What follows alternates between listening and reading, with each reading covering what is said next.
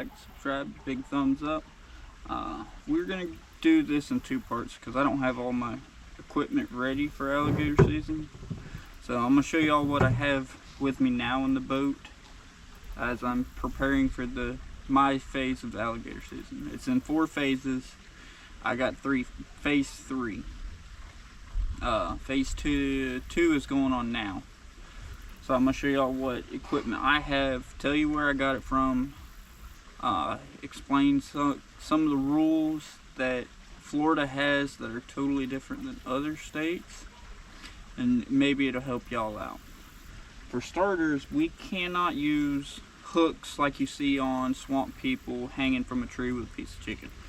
We have to use little 2-inch peg on a line, and we have to have this attached to a fishing pole.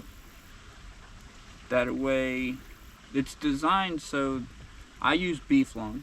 This will float and the alligator will eat it and swallow it. If he's an alligator you don't want, you hold the pressure and he can spit the line out.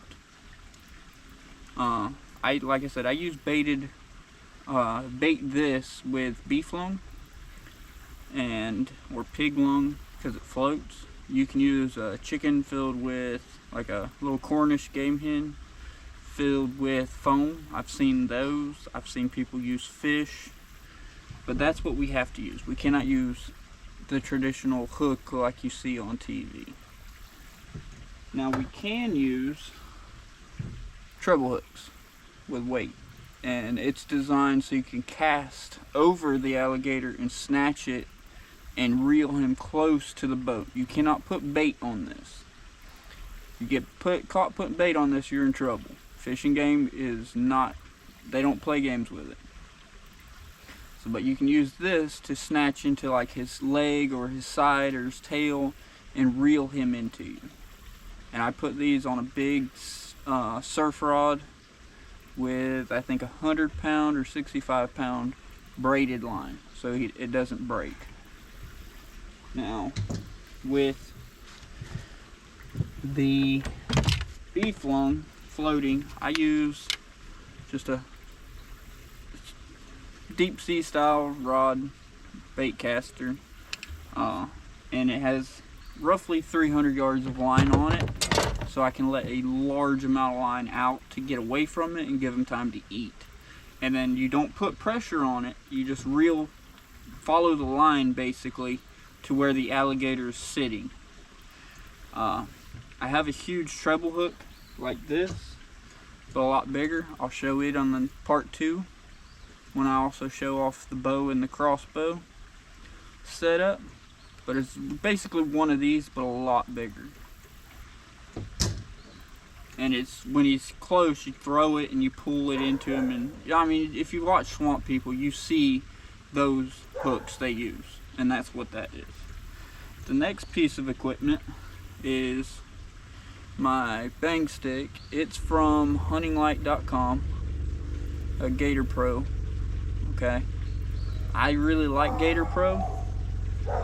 It did have a 44 mag power head on it. This one is a 22 cal. It doesn't leave as big of a hole, and since I do all my own taxidermy, I don't want a big hole.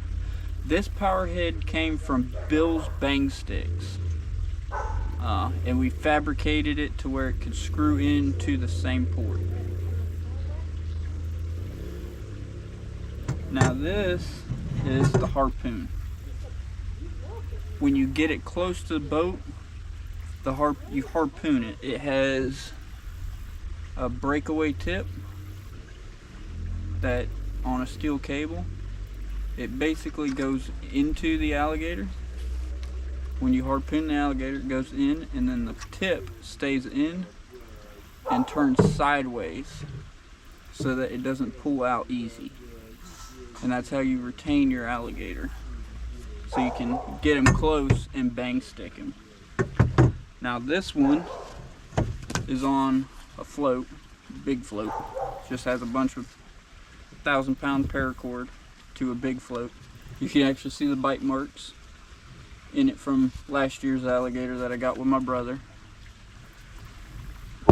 And then, like I said, we use, I use also a bow and a crossbow. And they have a breakaway bow fishing setup from AMS that I have attached to mine. We're going to try to use it this year since I want to get Little Man on his first alligator, where he does most of the work. He's been in the boat when we harvested the past few years, but this year I want him to really experience it. But when I get the rest of the equipment down here this week, I'll go over all of that and the different setups that I'm going to have set up for getting this done. Because I have several people I'm going to try to take out and have them experience harvesting alligators. So we'll get back to y'all.